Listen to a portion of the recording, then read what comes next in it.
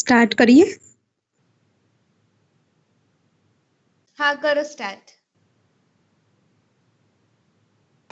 Okay. Good afternoon, everyone. Good afternoon, ma'am. Our topic is digital imaging. Next. And the group members are Kunjal, Nikunj, Rhythm, Darshil, and Yashvi.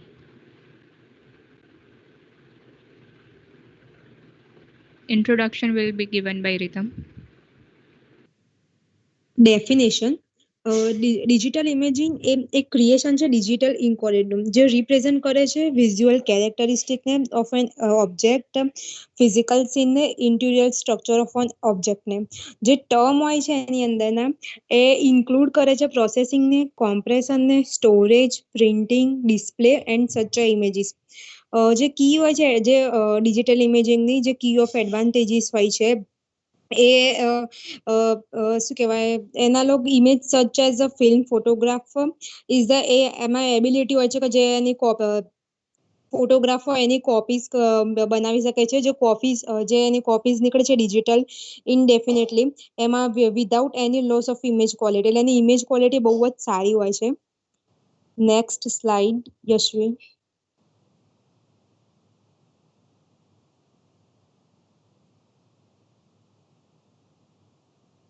Digital imaging can be classified by the type of digital imaging હોય છે classify કરવામાં આવે છે electromagnetic રેડિયેશનમાં, જે waves હોય છે variable એટેન્યુએશનમાં, they pass through or reflect of objectsમાં, જેની convey the information that constitutes the image.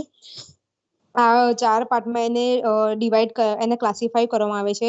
In all classes of digital ઇમેજિંગના જે એની જે ઇન્ફોર્મેશન હોય છે એ કન્વર્ટેડ બાય ઇમેજ સેન્સરના દ્વારા કરવામાં આવે છે.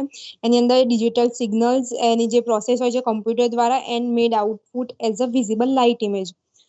એનું એક એક્ઝામ્પલ આપ્યું છે જેવી રીતે મીડિયમ ઓફ વિઝિબલ લાઇટ હોય એમાં ડિજિટલ ફોટોગ્રાફીને એલો કરવામાં આવે છે, જેમાં ડિજિટલ વિડીયોગ્રાફી બી હોય with various kind of digital cameras. એમાં ડિજિટલ વિડીયો કેમેરાઝ પણ ઓલો હોય, એક્સરે એલો digital X ray imaging, digital radiography, fluoroscopy and CT, and gamma rays allow digital gamma ray imaging. Sound allows ultrasonography such as medical ultrasonography and sonar, and radio waves allow radar. Digital imaging lends itself well to image analysis. એનું જે image analysis થાય છે software દ્વારા કરવામાં આવે છે, as well as to image editing બી એના દ્વારા કરવામાં આવે છે. Next.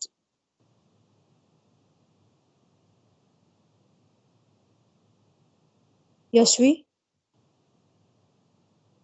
કર્યું છે મેં. નેક્સ્ટ. ઓકે હા હા એક ઓકે મિનિટ. હા હા આવી ગયું. જે ડિજિટલ ઇમેજિંગના elements of digital imaging system, dispersing element એને ટુ ટાઈપ્સમાં ડિવાઈડ કરવામાં આવે છે. જે ફર્સ્ટ છે પ્રિઝમ અને second is diffraction grating. Prism based on the theory that reflect index is different depending on the wavelength. જે પ્રિઝમ હોય છે એ ડિપેન્ડ કરે છે ડિફરન્ટ wavelength ઉપર. The spectral resolution is much lower than diffraction grating. Based on the theory that incident light to a grating is dispersed in multiple direction. A disperse કરે છે multiple direction માં. એ depend કરે છે difference of light path length ઉપર અને જે neighboring grating હોય between two neighboring grating માં. Second is filter. Filter can transmit or reflect a specified range of wavelength. Filters are classified into three types. Filter ને ત્રણ પાર્ટમાં classify કરવામાં આવે છે. First is long wave pass filters, second is short wave pass filters, and third is band pass filters. Next.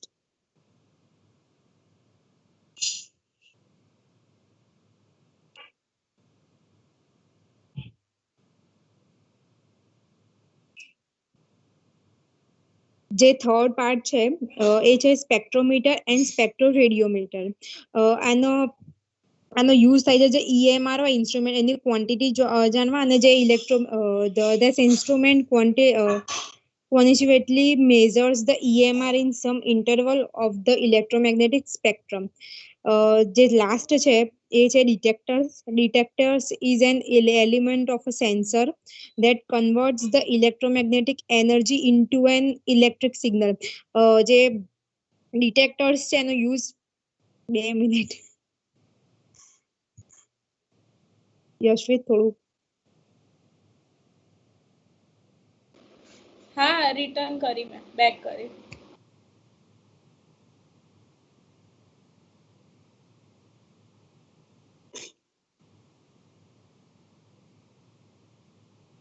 જે detectors છે એનો use એટલા માટે થાય છે એ એલિમેન્ટ ઓફ સેન્સર હોય છે એ છે ને ઇલેક્ટ્રોમેગ્નેટિક એનર્જી હોય એના ઇલેક્ટ્રિક સિગ્નલમાં કન્વર્ટ કરે છે. નેક્સ્ટ ટોપિક ઇઝ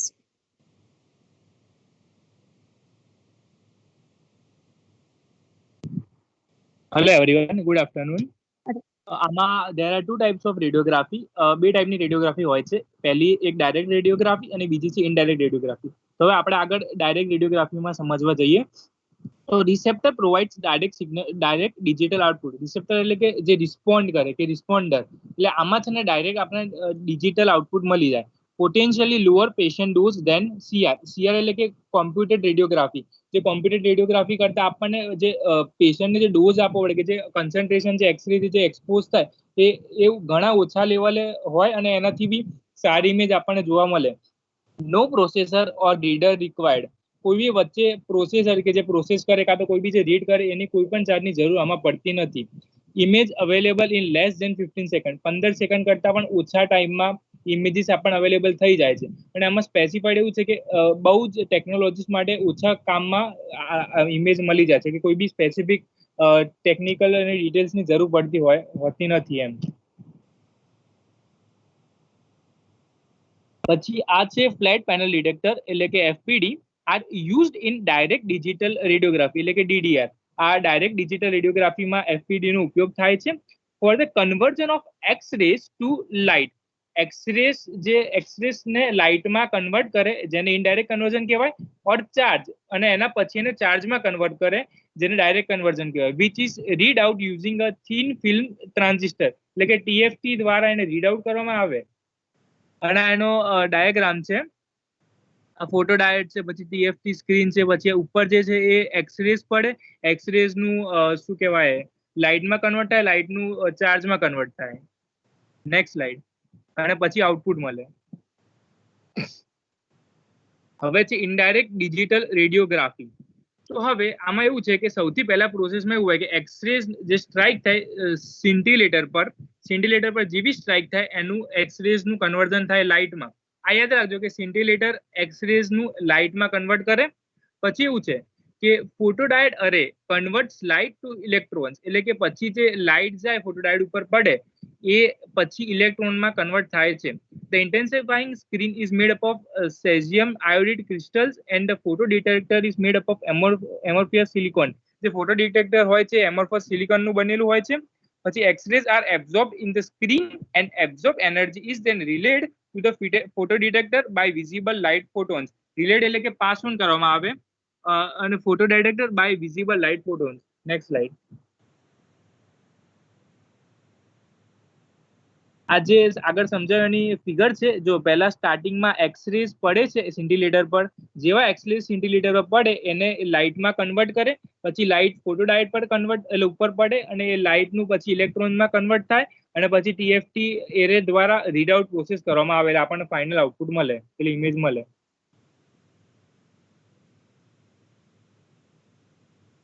આ જે ડાયરેક્ટ ઇનડાયરેક્ટ જે સમજાવ્યું એનું ફિગરનું એમ કહેવાય ને કે કમ્પેરિઝન છે કે ડાયરેક્ટમાં જો પહેલા એક્સરેસ પડે ફોટો કંડક્ટર ઉપર અને પછી ટીએફટી એરે દ્વારા રીડ આઉટ થાય, એ જ વસ્તુ એક્સરે ઇનડાયરેક્ટ કન્વર્ઝનમાં 3 સ્ટેપ્સમાં જાય. પહેલા સિન્ટિલેટર પર પડે એક્સરેસ, એનું ઇલેક્ટ્રોનમાં કન્વર્ટ થાય, પછી લાઇટમાં કન્વર્ટ થાય, લાઇટનું પછી ઇલેક્ટ્રોનમાં કન્વર્ટ થાય અને પછી ટીએફટી એરે દ્વારા રીડ આઉટ પ્રોસેસ થાય. Next slide will be explained by Choksi. Hello everyone, myself Nikunj.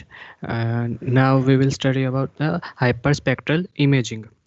The hyperspectral imaging a other spectral ઇમેજિંગની જેમ ઇલેક્ટ્રોમેગ્નેટિક સ્પેક્ટ્રમની ઇન્ફોર્મેશન કલેક્ટ એન્ડ પછી એને પ્રોસેસ કરે છે. આનો જે મેઇન ગોલ છે એ ઇમેજના દરેક પિક્સલના સ્પેક્ટ્રમ અને સ્પેક્ટ્રમ જે મળે એનાથી આપણે જે કોઈ બી ઓબ્જેક્ટનું ફાઇન્ડ કરી શકીએ છીએ, કોઈ મટીરિયલ આઈડેન્ટિફાય કરી શકીએ છીએ. પછી હ્યુમન આઈ જે વિઝિબલ લાઇટના 3 બેન્ડને જોઈ શકે છે, that is red, green and blue. આ સિવાય જે ઘણા બધા વિઝિબલ બેન્ડના લેફ્ટ એન્ડ રાઇટ એક્ઝિસ્ટ કરે છે અને આ આખું જે ઇલેક્ટ્રોમેગ્નેટિક સ્પેક્ટ્રમ ફોર્મ કરે છે, જેમાં એક્સ રે છે, radio waves, UV and IR radiation પણ ઇન્ક્લુડેડ છે. આઈઆર સ્પેક્ટ્રલ ઇમેજિંગ એ હ્યુમન આઈથી જે સ્પેક્ટ્રા વધારે બેન્ડમાં જોઈ શકાતા નથી એને પણ ડિવાઈડ કરીને એમાંથી બી વિઝિબલ ઇમેજીસ ક્રિએટ કરે છે. નેક્સ્ટ છે હાઇપર સ્પેક્ટ્રલ સેન્સર્સ.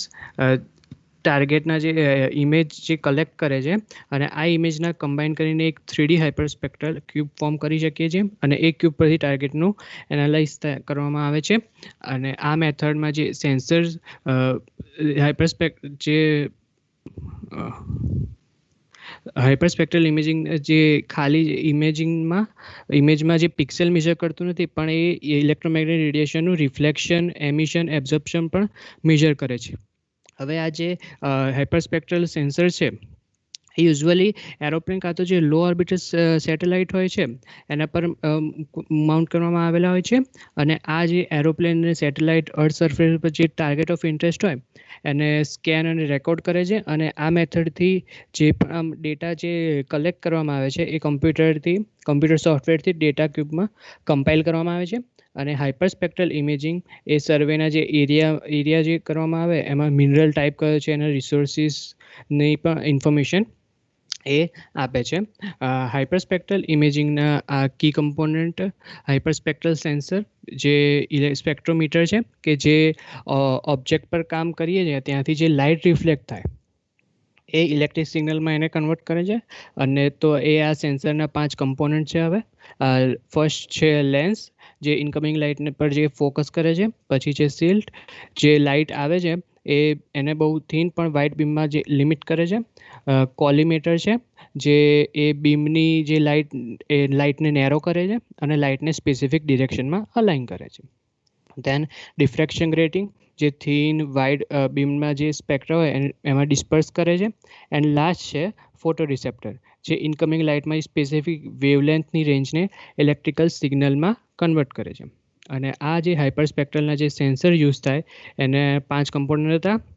હવે આમાં જ એક સેમ્પલ આપ્યું છે જેના પર લાઇટના 2 સોર્સ આપ્યા છે. પછી એની ઉપર લેન્સ છે એ ત્યાં લાઇટ ઇન્સિડન્ટ થાય છે.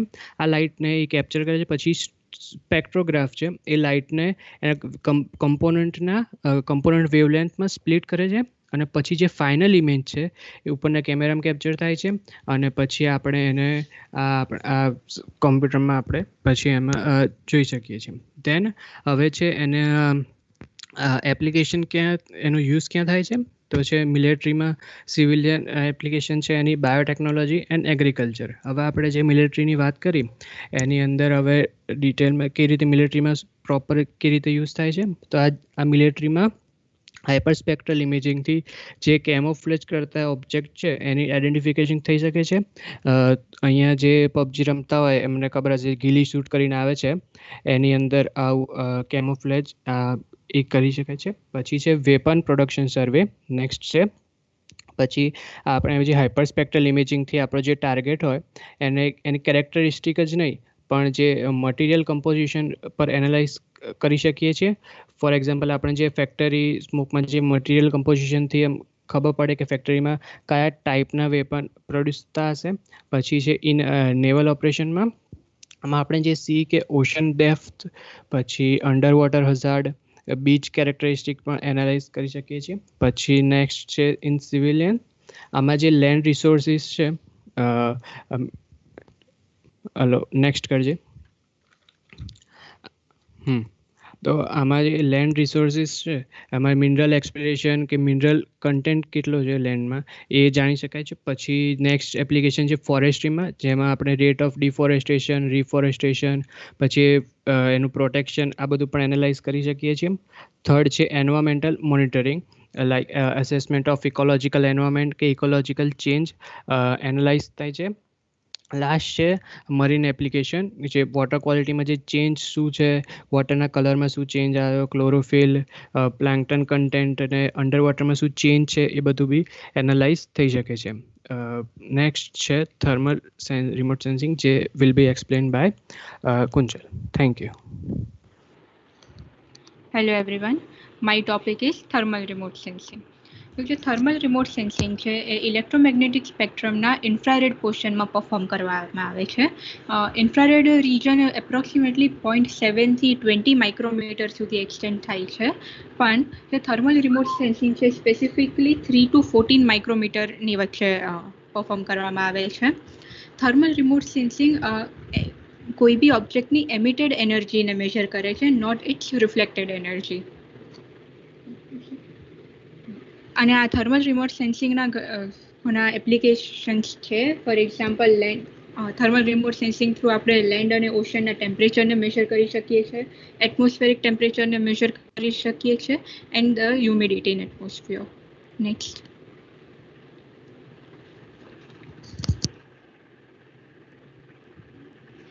જે સનથી રેડિયેશન આવે છે એટમોસ્ફિયરમાં એટમોસ્ફિયર થ્રુ ટ્રાવેલ થઈને અર્થના સરફેસ પર સ્ટ્રાઇક થાય છે. તો આમાંથી જે રેડિયેશનની some amount of energy is absorbed by the atmosphere અને રિમેનિંગ એનર્જી અર્થ સરફેસ પર સ્ટ્રાઇક થાય છે. હવે જે એનર્જી અર્થ સરફેસ પર સ્ટ્રાઇક થઈ એમાંથી some amount of energy is reflected back અને the rest amount is absorbed depending on the surface material characteristics. આ જે અર્થ સરફેસ પરથી એનર્જી એમિટ થાય છે એનાથી બે કોન્સિક્વન્સીસ થાય છે કે લોઅર એટમોસ્ફિયરને વોર્મઅપ કરે છે એઝ વેલ એઝ અર્થ સરફેસને પણ વોર્મઅપ કરે છે. નેક્સ્ટ. હા, થર્મલ એટમોસ્ફેરિક વિન્ડોઝ. જેમ આપણે આગળ જોયું કે થર્મલ રિમોટ સેન્સિંગ ઇન્ફ્રારેડ પોર્શનના 3 to 14 માઇક્રોમીટરની વચ્ચે પરફોર્મ થાય છે, પણ આમાંથી બી આ હોલ આખી વેવલેન્થ અવેલેબલ નથી રહેતી because of sum atmospheric effects. તો આપણે થર્મલ રિમોટ સેન્સિંગ સ્પેસિફિકલી 8 થી 14 માઇક્રોમીટરની વેવલેન્થ રેન્જમાં પરફોર્મ કરી શકીએ છીએ. The rest wavelength range are affected by atmospheric absorption. Next.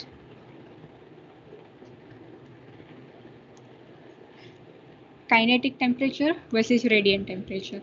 તો જે આ થર્મલ રિમોટ સેન્સિંગ પ્રોસેસ છે એ કોઈ પણ ઓબ્જેક્ટના રેડિયન્ટ ટેમ્પરેચરને મેજર કરે છે. Radiant temperature is a measure of emitted energy of an object. આ રેડિયન્ટ ટેમ્પરેચરને એપારન્ટ ટેમ્પરેચર કાં તો બ્રાઇટનેસ ટેમ્પરેચર પણ કહેવાય છે. હવે કાઇનેટિક ટેમ્પરેચર અને રેડિયન્ટ ટેમ્પરેચર વચ્ચે ડિફરન્સ શું છે? સો ધ ડિફરન્સ ઇઝ કોઈ પણ ઓબ્જેક્ટની અંદર જે મોલેક્યુલર મૂવમેન્ટ થતા હોય એ મોલેક્યુલર કોલિશન્સના લીધે હીટ જનરેટ થાય અને એ હીટ જનરેશનના લીધે એક ઓબ્જેક્ટનો એક ટેમ્પરેચર હોય છે. આ ટેમ્પરેચરને કાઇનેટિક ટેમ્પરેચર કહેવાય છે, જે સિમ્પલી થર્મોમીટરથી મેજર થઈ શકે છે. વેરેઝ રેડિયન્ટ ટેમ્પરેચર કોઈ પણ ઓબ્જેક્ટના ઇન્ટરનલ ટેમ્પરેચરનો એક્સટર્નલ મેનિફેસ્ટેશન છે. જેમ આપણે જોયું કે રેડિયન્ટ ટેમ્પરેચર કોઈ પણ ઓબ્જેક્ટનો એમિટેડ એનર્જી મેજર કરે છે. અને કાઇનેટિક ટેમ્પરેચર અને રેડિયન્ટ ટેમ્પરેચરનો એક કોરિલેશન છે કે જેમ કાઇનેટિક એનર્જી વધશે એમ કાઇનેટિક ટેમ્પરેચર વધશે એમ રેડિયન્ટ ટેમ્પરેચર પણ વધશે. નેક્સ્ટ. Thermal sensors. બહુ ડિસ્ક્રિપ્શન છે આખા પ્રેઝન્ટેશનમાં તમારું, ક્યાંય ફિગર કેવું કશું જ નથી, બધે લખાણ છે. ક્યારનું પ્રેઝન્ટેશન જોઉં છું ત્યારનું. એકદમ આવું પ્રેઝન્ટેશન હોય હે કુંજન? Sorry ma'am. ના સોરી એવું નહીં, પણ હું એવું કહું છું કે કંઈક ફિગર મૂકી હોત અથવા તો ડિજિટલ ઇમેજિંગ કેવું દેખાય એના ફોટા મૂક્યા હોત. ફ્લો ડાયાગ્રામના ટર્મ્સમાં કંઈક સમજાયું હોય. ઓકે કઈ મેમ. નહીં, ચાલો. હા, થર્મલ સેન્સર્સ. તો જે થર્મલ રિમોટ સેન્સિંગમાં જે સેન્સર્સ યુઝ કરવામાં આવે છે એ બે વેવલેન્થ રેન્જીસની વચ્ચે ઓપરેટ કરી શકે છે, આઈધર 3 to 5 માઇક્રોમીટર કાં તો 8 to 14 માઇક્રોમીટર. અને આ જે થર્મલ સેન્સર્સમાં જે ડિટેક્ટર્સ હોય છે એ મેટાલિક અલોયસ હોય છે. ફોર એક્ઝામ્પલ, કોક detectors are made up of alloy of mercury, cadmium and tellurium. ટેલોરિયમ.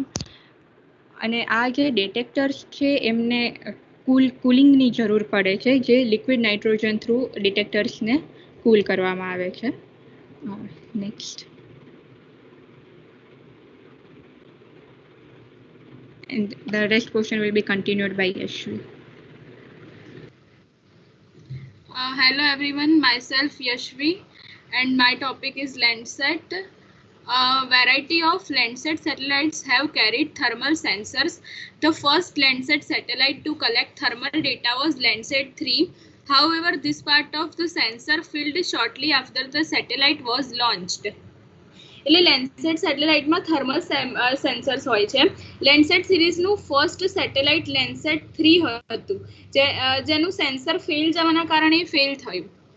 Landsat 4 and 5 includes a single thermal band, band 6 on thermatic mapper TM sensor with 120 meter spatial resolution that has been resampled to 30 meter. TM એ more sophisticated multispectral imaging sensor છે, જે લેન્ડસેટ 4 and 5 માં મૂકવામાં આવ્યું હતું, જેનાથી higher quality ઇમેજરીઝ મેળવી શકાય છે. A similar band was included on the enhanced thematic mapper plus ETM plus on Landsat 7. Landsat 7 માં single Nadir point sensor ETM plus મૂકવામાં આવ્યું હતું, જે લેન્ડસેટ 4 and 5 ના TM સેન્સરનું ડેરિવેટિવ હતું.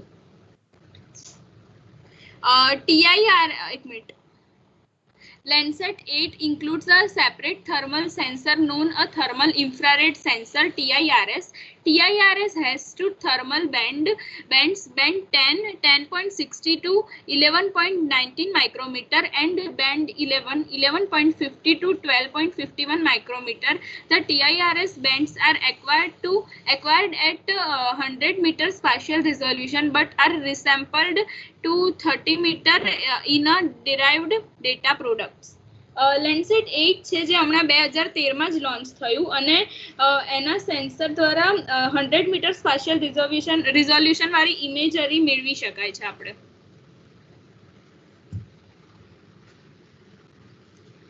હવે આવે છે લેન્ડસેટ application. Irrigation accounts for 80% of fresh water use in US and water usage has become an increasingly important issue, particularly in the West. Thermal infrared data from Landsat 8 is being used to estimate water use.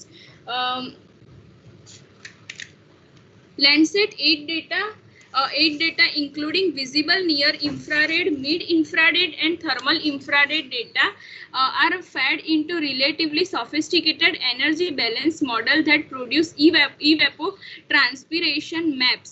Evapotranspiration maps, ET, refers to conversion of water into vapor by dual process of evaporation from the soil and transpiration. એટલે કે soil પરથી જેટલું પણ વોટરનું evaporation થાય છે તેના પરથી આ મેપ ક્રિએટ થાય છે અને એ મેપ પરથી આપણે પાણીનો કેટલો વપરાશ થયો એનો એસ્ટિમેટ કાઢી શકાય છે આના ઉપરથી.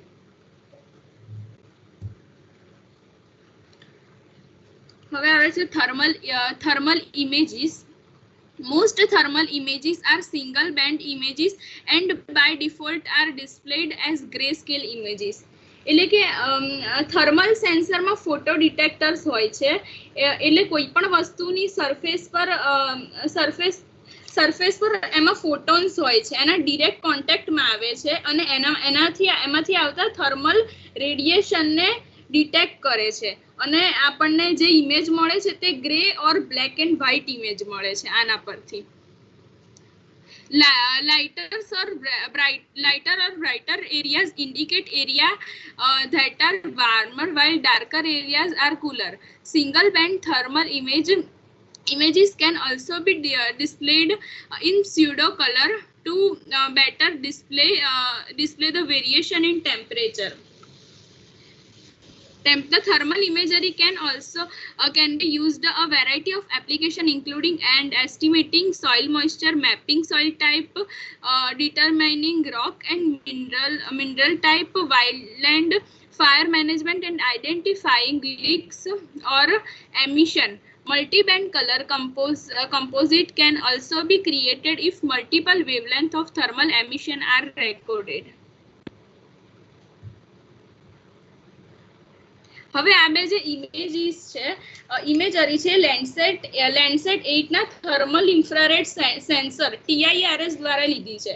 અહીંયા ગ્રે સ્કેલ ઇમેજમાં કુલ એરિયા છે ડાર્ક કલરમાં છે એન્ડ જે વામ એરિયા છે લાઇટ કલરમાં છે. એવી જ રીતે જે right side pseudo colour image છે એમાં કુલ એરિયા છે બ્લુ કલરમાં છે અને વામ એરિયા છે રેડ કલરમાં છે. એટલે બંનેના ડેટા તો સેમ જ છે પણ આ ગ્રે સ્કેલમાં છે અને આ સ્યુડો કલરમાં છે. એટલો ડિફરન્સ છે.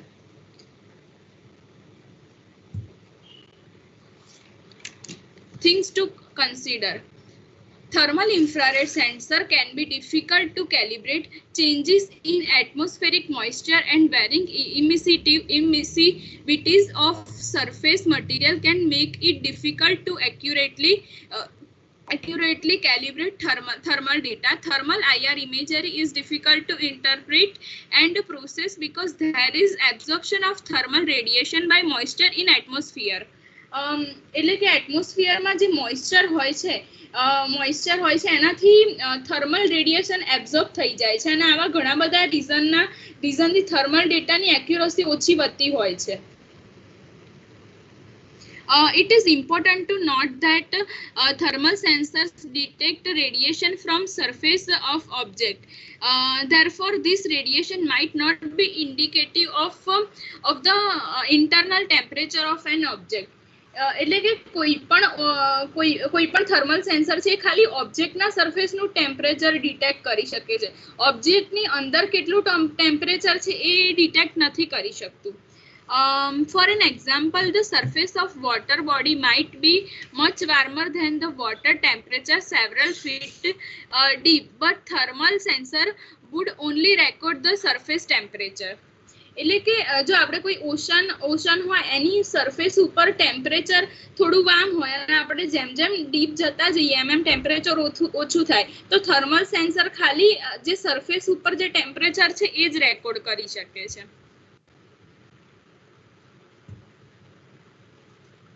Thank you. Okay, complete. 5 questions. તમારા 5 questions quiz ના. હા મેમ પૂછીએ છે.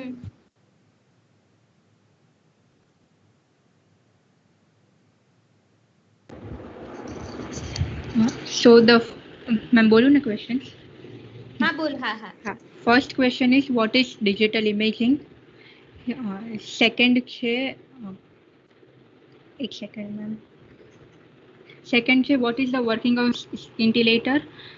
Third છે which bands of visible light human eye can see? Fourth છે what are atmospheric windows? અને fifth છે એક ક્વેશ્ચન પૂછ પૂંજન. Okay, sorry ma'am. First પૂછ એક આન્સર આપશે. First is what is digital imaging?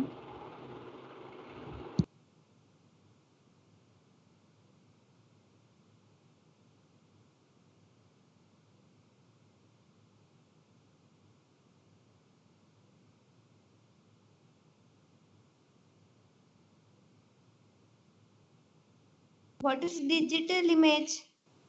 હે આ તો સાવ સિમ્પલ ક્વેશ્ચન છે. બધા ફોટા નહીં પાડતા તમે કેમેરાથી? હે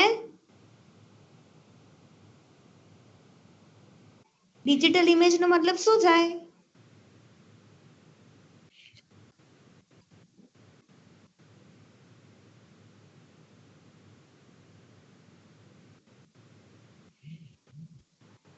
પરિતા, ઘટા, ખિલન.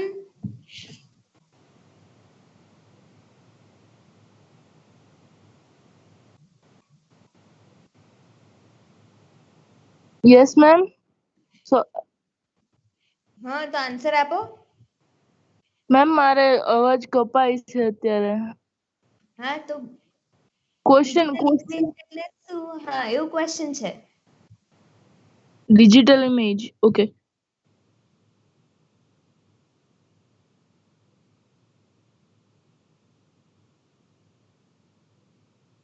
મેમ આપણે મતલબ કોઈ પણ ફોટો લીધો હોય અથવા ઇમેજ લીધી હોય એનું મતલબ આપણે કોમ્પ્યુટર સોફ્ટવેરમાં કન્વર્ઝન જે થાય મતલબ થોડુંક એડિટિંગ થાય અથવા કોઈ મતલબ વસ્તુ એક્સ્ટ્રા ઈ લોકો એડ કરે તો ઈ જે ફોટો લાસ્ટમાં રિઝલ્ટ આવે ને ડિજિટલ ઇમેજ કહેવાય કે ડિજિટલ ફોટો.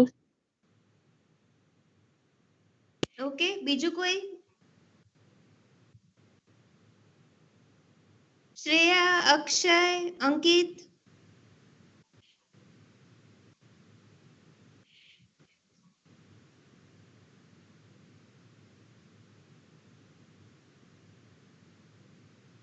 તું જ બોલી દે. ચલ કુંજલ આન્સર હવે એક વખત, ફાઇનલ આન્સર.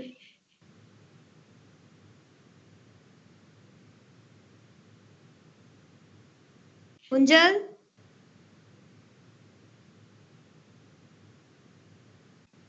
હેલો, મારું જ નેટ નહીં ચાલતું કે શું? હેલો, યસ મેમ, અવાજ આવે છે તમારો.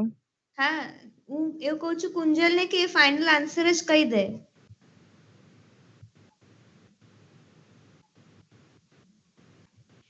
બોલો, પ્રેઝન્ટેશન જે મેમ કરે એનું છે મ્યુટ મેમ કરી એનું દો. નેટવર્ક ગયું લાગે છે આઈ થિંક. હેલો હેલો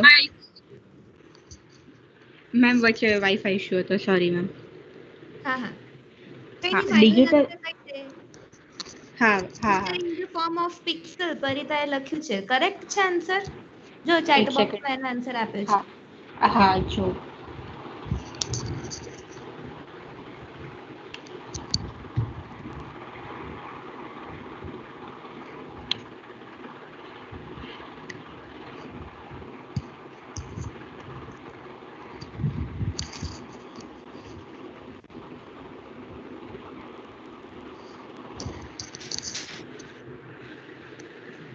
મતલબ ડિજિટલ ઇમેજ એઝ ઇન કે કોઈ બી જે આપણો ટાર્ગેટ ઓફ ઇન્ટરેસ્ટ છે એની ઇન્ફોર્મેશન એની ઇમેજ એક ડિજિટલ ફોર્મમાં આપણે લાવી એ છે digital. Raster image digital image, raster image, sorry ma'am શું?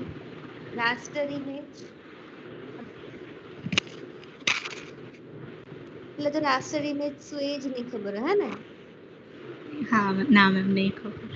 બોલો, તો પ્રેઝન્ટેશન આખું આપી દીધું ને?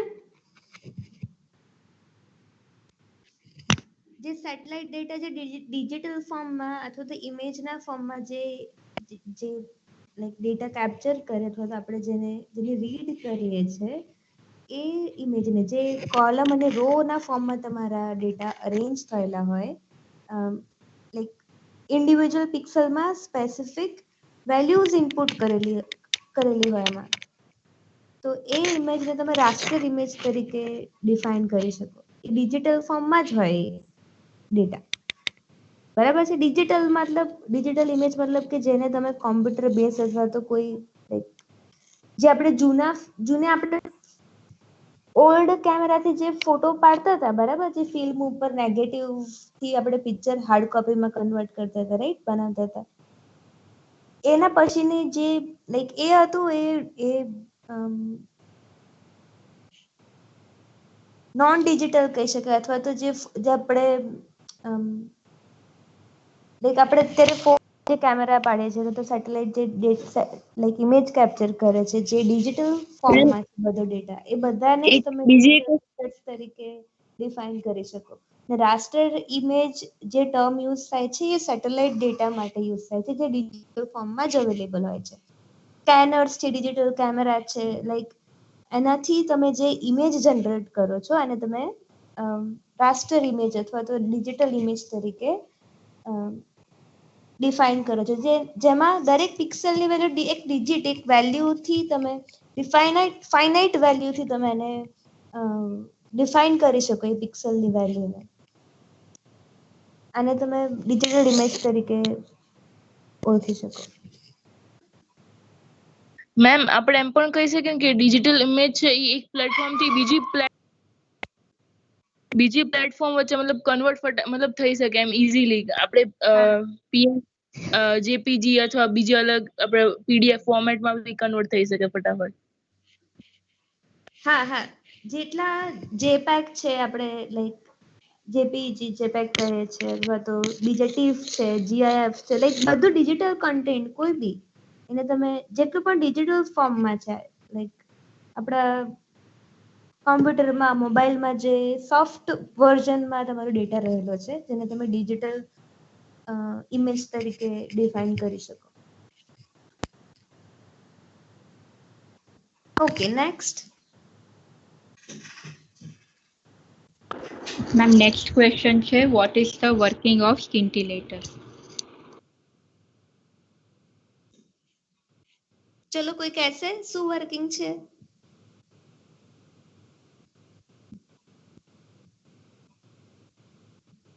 કોઈ ટર્મ સાંભળ્યું છે? આ તમારી પ્રેઝન્ટેશન આ લોકો આપ્યું સાંભળ્યું બરાબર? એમાં આન્સર છે જ.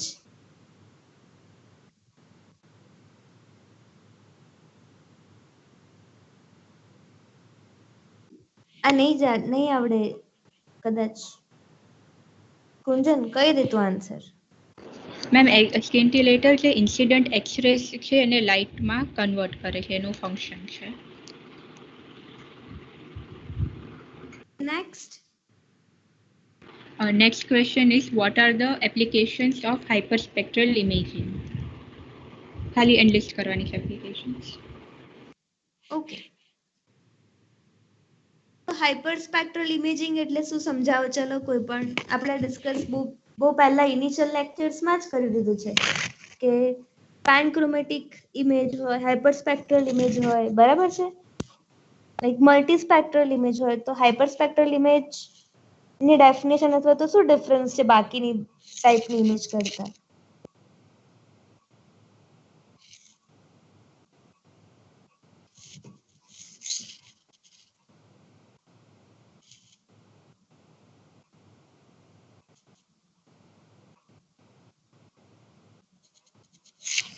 હાઇપરસ્પેક્ટ્રલ ઇમેજ એટલે શું?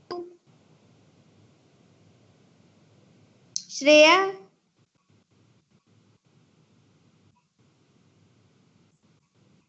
પાર્થવ, ફેની,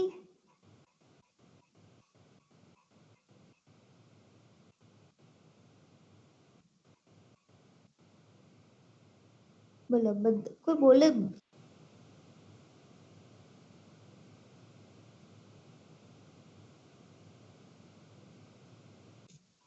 કહી દે કુંજન આન્સર કહી દે ચાલ. હાઇપરસ્પેક્ટ્રલ ઇમેજ એટલે શું?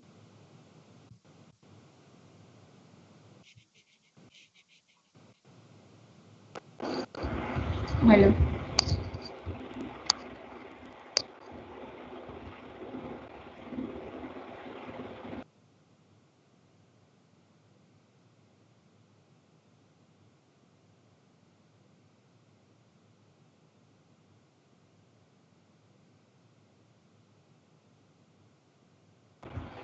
નિકુંજ તું કહી દે હાઇપરસ્પેક્ટ્રલ.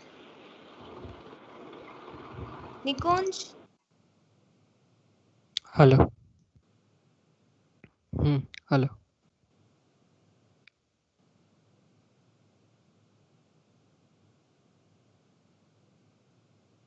હલો, અવાજ આવે છે?